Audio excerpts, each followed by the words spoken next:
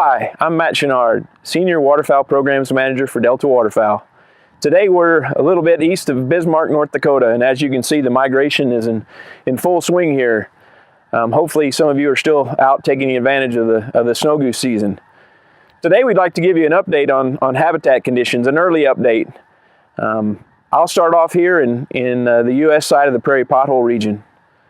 North and South Dakota both started off pretty darn dry this year. They were dry last spring and for the most part that continued. There were some areas that had some heavy rains in the spring and summer that helped, but for the most part they were pretty dry. In December we started catching quite a bit of snow, and in fact some parts of North Dakota got over 60 inches of snow this winter. So we're pretty optimistic that the habitat's going to be in great shape in both North and South Dakota.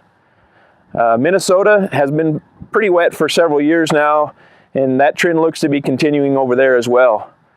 That's good news for basically all the flyways in North America, especially the central Mississippi flyways, that the U.S. prairie pothole region is in good shape.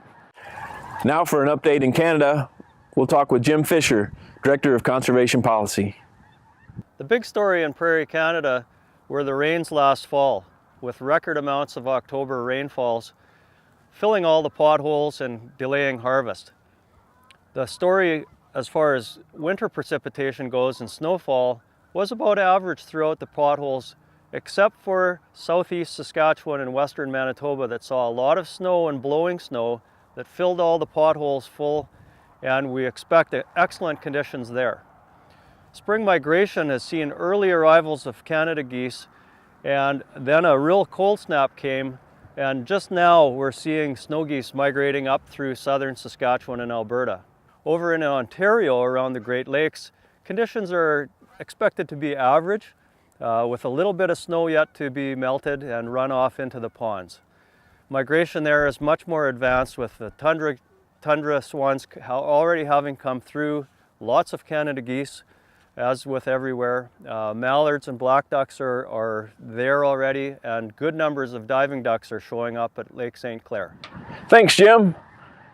Now for a bit of an update on western breeding areas. Delta's President and Chief Scientist Frank Rower gave us an update, and it's pretty good news.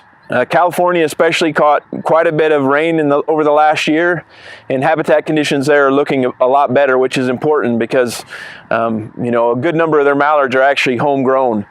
Also good news for them is that Alberta, good portions of Alberta are wet, and this is a big source of pintails, teal, widgeon, and gadwall for the western flyway. Overall, habitat across the breeding grounds looks to be in pretty darn good shape. Hopefully that'll lead to good duck production this spring and strong flights next fall across all 4 flyways. That's it for this update. Stay tuned next month for a more in-depth look at habitat conditions as more and more ducks start to arrive on the breeding grounds.